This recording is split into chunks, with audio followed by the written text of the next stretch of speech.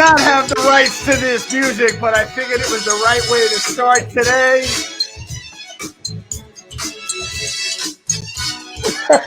That's the best I could do.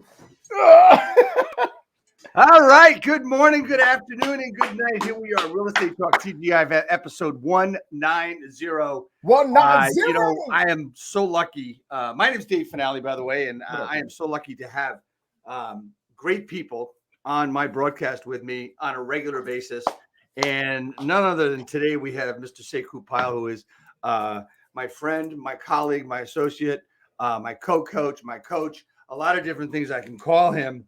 But it's just absolutely really freaking cool that we can get together and do stuff like this and be on. And, you know, Sekou's been on a couple other times. He's actually interviewed me on my own broadcast. Yes, sir. But this is episode 190 of Real Estate Talk TGIF, which is brought to you by NJHeroesProgram.com, GoWhitley.com, and HighNote.io. These are companies that are out there to help people. NJHeroes.com is out there to help all the heroes in the world buy and sell homes. That's what we do. We're in real estate, so we help you. We save you money on these. I can't tell you exactly why on the air, but I can tell you in private. So please go to NJHeroesProgram.com. And I want to welcome one person, Sekou Pyle. And before we get to really do that, we got to do the intro, dude. So, we had the Michael Jackson, you know. Real estate agent, are you looking to acquire clients consistently so you can grow your business and your income to live a great lifestyle? This is Dave Finale and the RE Skill Builder Podcast. Now here we are. We are back. We just do our intro a little different these days, and we're just going to have a lot of fun with what we do. And that's the whole idea behind Real Estate Talk TGIF, which is we've been doing it for 187 weeks in a row. We've got our 40-year anniversary show coming up in a couple of months. That'll be show 211 because we've had 3 extra shows, so that'll be 4 years in a row without missing a week. And today I have Sekou Pyle, a friend of mine. This is a milestone, 190. I don't mind that, man. And brother, I got to ask you a question, and I think you know the answer to this. As some people do, some people don't. What does TGIF stand for? Thank God it's February. No, thank God it's no, dude. It's thank God it's finale, man. Let's go. Exactly. So you get it, man. So we call Thursday. We call Thursday finale eve. Let's go. That's right. TGIF, baby. I mean, you know, it's as I said, it's an honor that I get to do this. I've been doing this for a while. I just hope we keep bringing value to people. We're going off track real estate in the next few weeks. We've got wonderful entrepreneurs coming on that are not in real estate that are going to be joining us over the next few weeks. So while we are not shifting our focus, we are talking about entrepreneurship. We're talking about building businesses.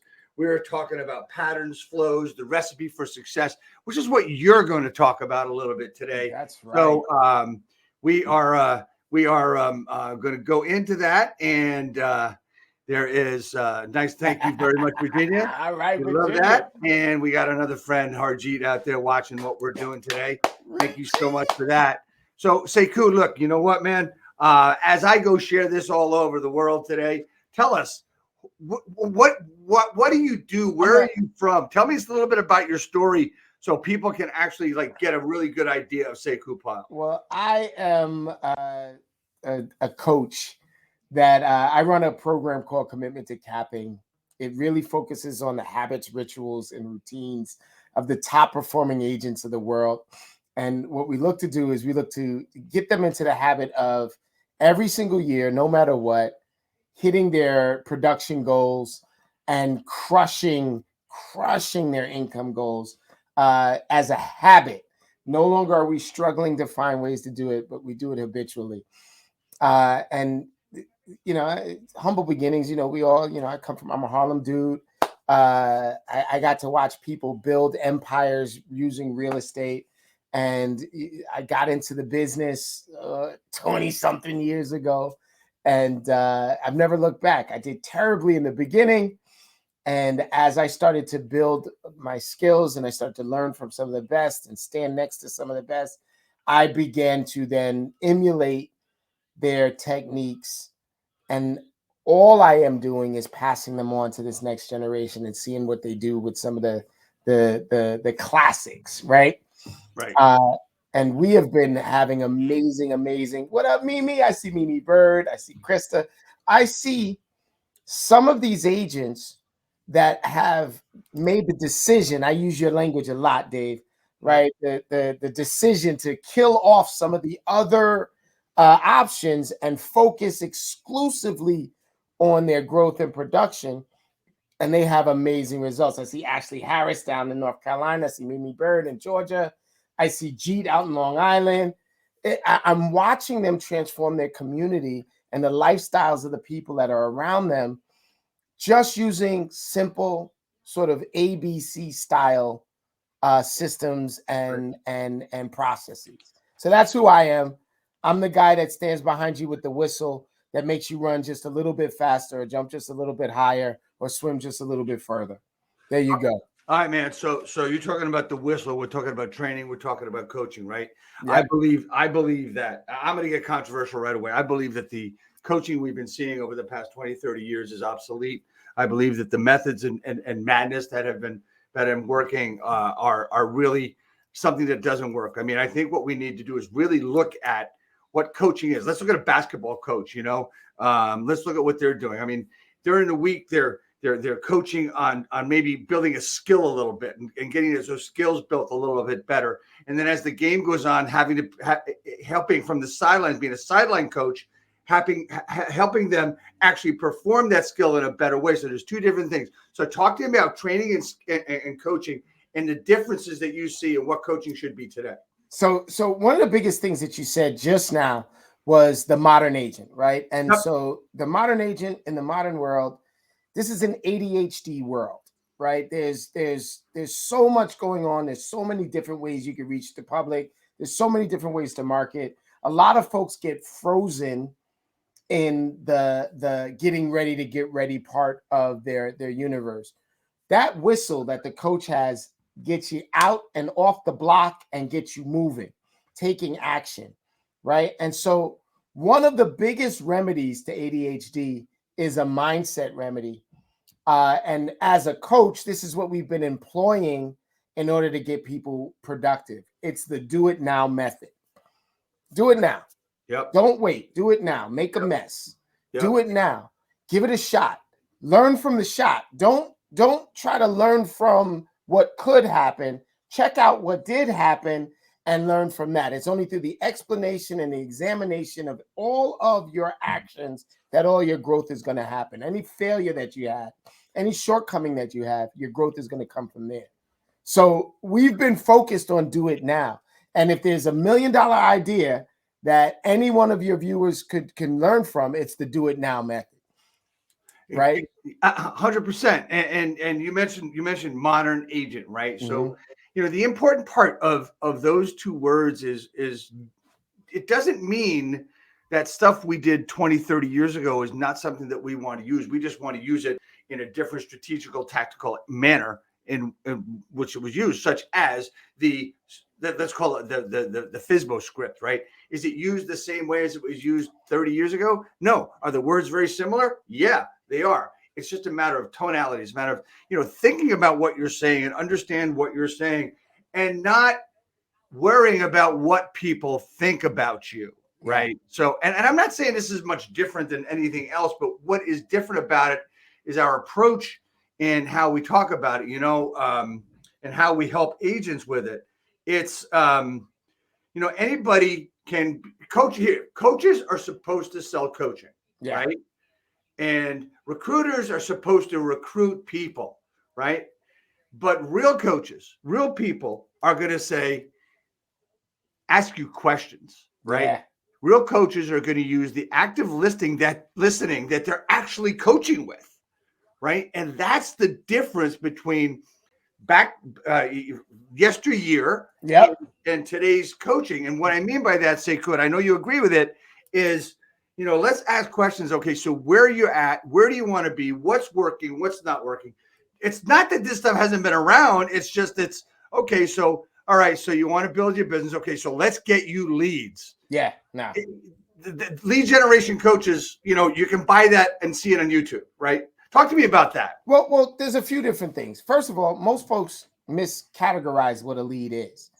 They think that every list that they have is a list of leads. The reality is that every list they have is a list of opportunities. They could turn into leads, but you don't know until you communicate with them. So if I had to give myself any kind of designation, I'm a contact coach. Just get in contact with them and find out what it is. The essence of coaching for me is being a know-nothing coach, being a know-nothing agent as a concept does not mean that you are unskilled. It does not mean that you are unpracticed. Being a know-nothing coach and a know-nothing agent means that you have the wherewithal to ask the questions that are necessary for self-discovery. So as a know-nothing coach, I'm going to ask the agent the questions that allow them to self-discover into greater production. As a know-nothing agent, you should be asking your prospects questions, your opportunities questions, to let them self-discover into leads and into deals, et cetera, et cetera. I am learning. Look, one of the people that are watching, High Top Coaches, what's up, Lisa G? Right. So Lisa G is one of the agents that I worked with in the last 2 years, right? Over the last 2 years. Actually, she is a 2021 agent.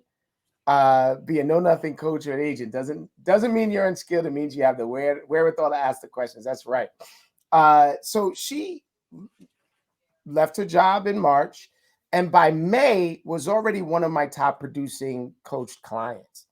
And it was not that she had a different set of skills. Yes, she does. She was a teacher. She's incredibly acute when it comes down to applying information. But what she did differently than most other people was she took action. She took action. She took the information. She went and she started asking more questions.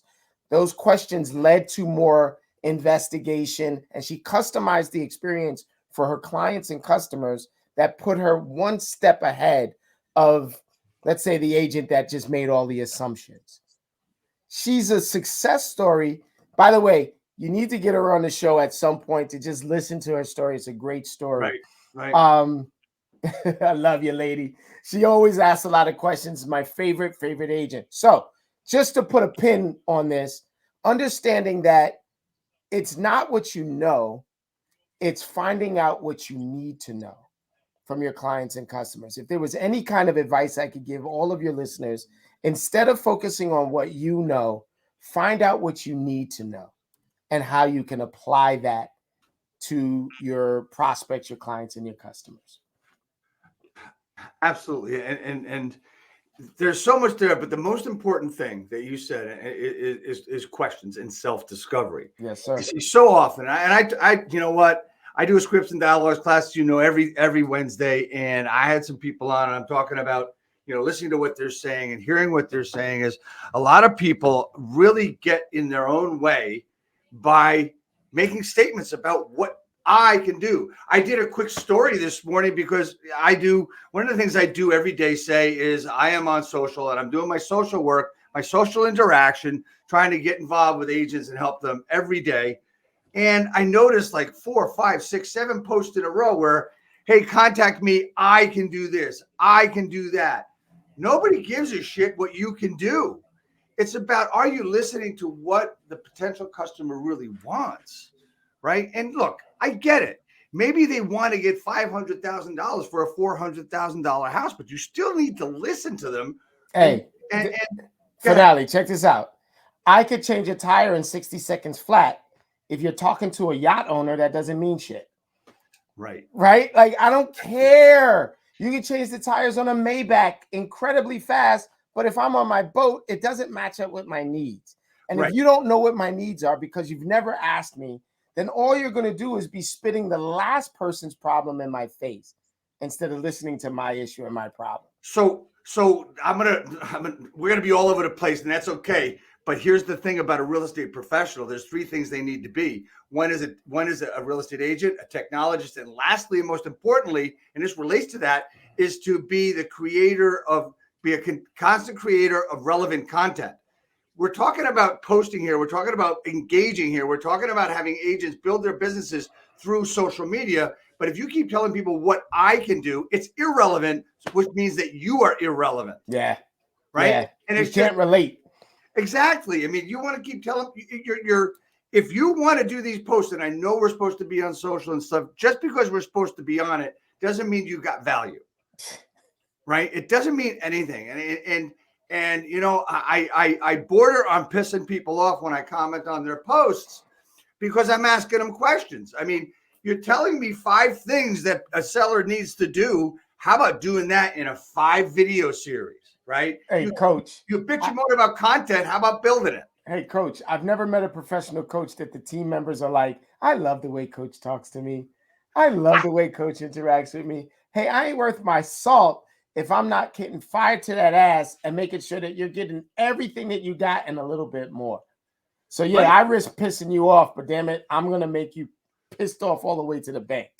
100%, man. I mean, it's got to be, you know, the most important question you ask is the one that makes the person you're talking to think, right?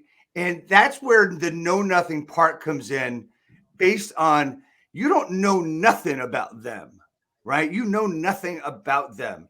And also, you should know if it's a first for sale by owner or an expired, it's okay to know nothing about the house too, right?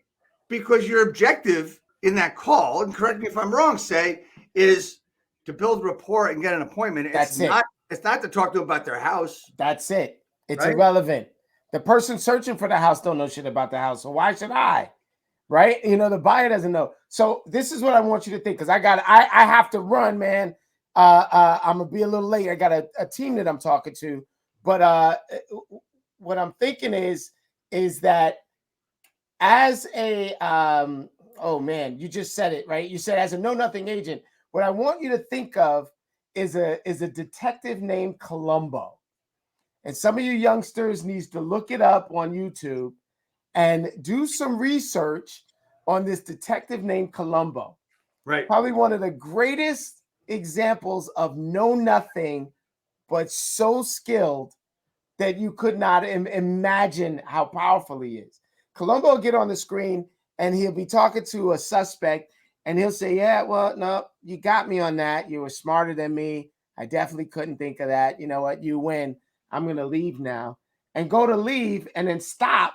The person thinks they won. So they relax and stop being so defensive. And he turns around at the door. He says, you know, this is one thing that I just can't wrap my brain around. Yeah. I got one more question. And the person thinking they won is like, go ahead, whatever, you know, ask me the question. Yeah, but if that was the case, if you drove all night to get back here in the morning, so therefore you couldn't be here to murder the person, why was the baby crawling around on the hood of your car and the car wasn't hot? Dun, dun, dun. Yeah. Exactly it, man. So I mean, it's a matter of the active listening. You were talking about, we're talking about, I mean, let's talk about patterns and flow. So talk to me about that a little bit as to what we're talking about. What's your flow and your recipe for success? So check this out, right, man? So I'm looking at agents that are getting stressed out about the work-life balance, the schedule, et cetera, et cetera. Well, the thing is that they have a pattern there. They make a schedule, they get stressed out about it, and then they don't hit anything on their schedule. As a matter of fact, by them being stressed out about the future, about future problems, they wind up not doing anything and they create current problems. The patterns that you create should be patterns about the flow of your day, the flow of business, et cetera, et cetera. So I want to present this to you. Instead of being like, I need to do this by this time and this by this time, and, you know, blah, blah, blah, blah, which is easy to get behind on. And in an industry like ours, it relies on other people being on time and responding well, et cetera, et cetera. I'd like you to consider this. I need to have X amount of contracts written by the end of the day. I need to do whatever is necessary to get those contracts written. I need to speak to my most likely candidates to write a contract, listing, buyer, tenant, et cetera, et cetera. And I need to do that by the end of the day. My day starts at X and it ends at X. And in between, I need to spend the time achieving that goal by any means necessary. Right? Now, watch this. If you took your day and divided it in half, just right smack down there, let's call noon your middle of your day, for lack of a better term, right? The morning should all be for income. Any activity you do in the morning should be about creating income. Lead generation, lead follow-up, door knocking, calling, posts, videos, whatever you're doing should be pointed towards income. The afternoon should be about maintenance, the flow of your day, going on the appointments, doing CMAs, making sure contracts are in, whatever the maintenance is. And in my universe, right, Finale, I call that expense time. So my morning is income, the afternoon is expense. The flow of my business is always in focus as long as I know where I am in my day. The morning is all about income. I should not be focusing on any supportive activities in the morning, any expense activities in the morning. I make my money in the morning, I spend it in the afternoon. That is the business flow that I think you should focus on. Which is also another reason you can't get an appointment with you or me in the morning. You cannot. It's impossible. Right? It's just not possible because it just doesn't exist, right? Because there are commitments that we've made to be disciplined to our principles. Wow, 3 big words in one sentence, right? Our commitments have been made to be principled in our disciplines. I love that. And I said it myself. But understand that you've got to do what you've got to do because let's face it, you can make a goal all you want. A commitment's measured by results. A goal is a hope and a dream. So tell me, what did you achieve today? Did you achieve what your commitments were? And if you didn't, what held you back and what's going to stop you tomorrow, if anything's going to stop you tomorrow, right? So talk to me about the Sekou Pyle, start at zero, commitment to capping, recipe for success. So, what's funny, it's more along the lines of the Dave Finale philosophy for success. It's make a decision, close off the avenues, kill off the other things that are distracting you from what you want to do, commit to that goal, and then have the discipline to take action after action, step by step to achieve your goal. So what we in the Commitment to Capping group do is we say, yes, you have a 1-year goal. Yes, you have a quarterly goal. Yes, you have a monthly goal. But what is your goal hour to hour? And how are you going to achieve it? If you're looking at your numbers hour to hour, how did you achieve either the success of that hour or what did you learn from the failure from that hour? And wash, rinse, repeat until you get it right. So, we have a commitment to make, let's say, 100 contacts a day, right? From all sources. Right. Well, what we found was that most agents, by reviewing our numbers, what we found, this is going to set you all free. We found that most agents were only counting leads and not counting contacts. So they were saying to me, how the hell are you getting 100 or 200 contacts a day? I can barely get 13.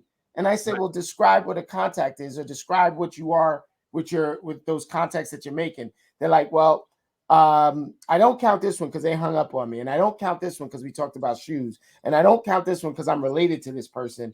But I only had a real estate conversation 13 times.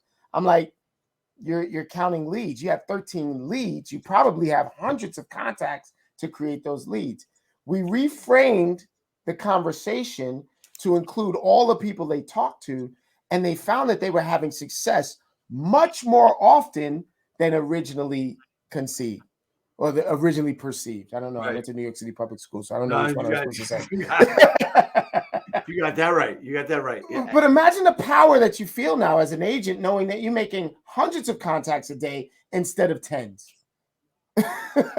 Right. And then looking at it on a scale of 24 months, instead of looking at it a scale of today's checks. The business that you do is always creating results. You have to look at the right timeline. It is a game changer, Lisa.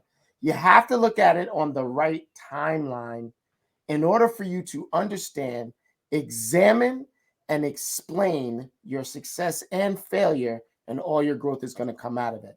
That is the start at zero commitment to capping way. So I want to add to that, and one of the things that you just didn't say, we always say this. There's a word begins with an M. It's called momentum, right? Yes, sir. So we can talk about all different things on, if something doesn't work. First of all, don't quit. Why didn't it work, or what do you need to adjust? What is it? Okay, let's talk about prospecting, making calls. Let's talk about calling.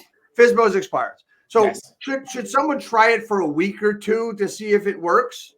I will tell you this: if the options are, I just don't do it because I tried it once, right, and I don't do it again, right? Yeah, try it for a week, but come in and try it with us. I'd rather show you than tell you. I'd rather you hear what a real call sounds like instead of you imagine what a call might sound like, and you shut yourself down. Yeah. Now, if you only try it for a week and the options are only try it for a week or try it and change, I'm going to tell you now, you might as well not try it. Go ahead and do something else. Right. Just you're right, I'm wrong, because I don't need to be right on this one. If you're going to do this, this is something that has 2 to 3 years of results, right? The business you do is always creating results, Lisa put in there, right? So I'm going to give you an example of a typical technique that we teach here, right? In our daily lead gen. What we're doing is we're taking the contacts from today and creating 3 different outcomes. The 3 different outcomes are really simple. Do you need something now? Do you need something later? Or might you need something? There's your outcomes. Holy shit, right? It's that simple. And so I'm looking at a list of 100 people or so, and I know this for a fact, that every list that I have, no matter how much money I spend on it, no matter where the lead came from or the opportunity came from, no matter the site or the referral, every single list is 90% no. And it's not no because they hate you. It's no because it's no. Right. They either are not going to answer, they're going to answer and hang up. They might say something crazy to you. Right. The other day I had a contact named Daddy More Butts. Right? Like, it's just, there's no need for you whatsoever, and you're going to figure that out. The other 30% already did the deed. They already moved. They already had the kid. They already got married. They already got divorced. It already happened. So that is the right person, just at the wrong time. Right. That's not rejection. You just were too late. Right. And then another 30% of the people will talk to you and talk to you and talk to you. But they're not going to turn into anything now. It's no now, which means it might be yes later. 7% you should work with, because in the next 30 to 60 days, they're going to move. And 1 to 3% daily turn into your current deals. Your focus should be on creating a consistent pipeline, using the 7 to 10% every single day to never be without work. That's right. I mean, you look at there are people that will say, okay, I'm getting 3 appointments today, right? But attitude counts, guys. It really does. Attitude really does count. And what the reason for my question is, I've heard so many people, we've seen so many people, oh, that doesn't work. Oh, that doesn't work. There are guys out there. I'm going to tell you, some people that I work with on a regular basis, we have a great mastermind on Monday. Reach out if you want to know about that mastermind.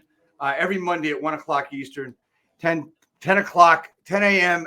Pacific. So one of the things we talk about, look, if you're in this for business, you're going to work, and you're talking about try it for 6 months and then tell me it doesn't work. I know that seems like a long time. I know that seems like a lot of work, but let me ask you a question. How long did it take what's his name to build the Tesla? How long did it take Thomas Edison to get a light bulb? How long did it take the Wright brothers to build that freaking plane? Without the Wright brothers, we wouldn't be hanging out all over the world on a regular basis. Well, Finale, you're either going to spend money or time. Well, absolutely. That's it. But That's the only two currencies you got. you know what? I don't care what you say, no matter what it is. The time's going to be involved, and time is still going to be involved. Right. So I want to wait. I want to make a point just there, brother. I know I'm running out and I'm running out of time. I know. We got a few more minutes. Go ahead. I want to make a point right there. You said something a couple of days ago in our workshop. So we were at a high-level coaching call. We were talking about doing a deal a day and the kind of focus necessary to do a deal a day, right? Yep. And you said you got to be willing to do the work that gets a deal a day. Right. So all of the ideas, all of the thought, all of the dreams, all of the goals, all of that shit is secondary to your willingness to roll up your sleeves and get your hands dirty and do the work. And we're not talking about a couple hours a day and taking it easy the rest of the day and eating bonbons in front of watching Below Deck or the Housewives of wherever. The Housewives of Hoboken, New Jersey. There's not a show like that yet, but there probably will be now. So the thing is that, you're going to start early. I mean, for me, I'm starting anywhere between 5 and 5:30 a.m. with my ritual and everything I'm doing. And I know what my time frame is, whether I'm sitting in front of a computer or not. I'm starting in front of that computer between 7 and 7:30. I'm doing the work I've got to do to get out of the way. I'm doing the busy work that's got to be done. Right? Turn off your email during the day. Turn off your phone if you're doing work that you've got to do. If you need your phone for making calls, great. That's one thing, right? It's going to take time. You might be working 12, 14-hour days to get started, but you know what? It's worth the extra time. And later on, you're going to be doing it anyway because it's going to be a habit. Everybody's going to accept that that's what you're going to do, plain and simple. What do you think of that? I think that's perfect. Listen, Dave, do something right, do something wrong, but do something. Right. Go ahead and take action, make a mess, dump the Legos on the floor, build something with what you got. Stop trying to wait for something to be perfect before you start the progress. We are talking about progress, not perfection. We got a whole bunch of analogies that we could use, and a bunch of sayings that we could use. But the real deal is this, and I mean this from the bottom of my heart. A commitment to capping right now, we are doing a deal a day. There has been at least a contract a day in the month of January. From the moment 2022 hit to right now, these agents have been putting in offers, asking for listings. These are brand new agents or agents that are a year old in the business, agents that have never put together a real estate business plan before, are executing on a high level. If they're not doing a deal a day, they're witnessing a deal a day and understanding that they can do a deal a day, and they're putting forth the effort to do that deal a day. If you are out there as an agent and you are not producing daily, you're doing it wrong.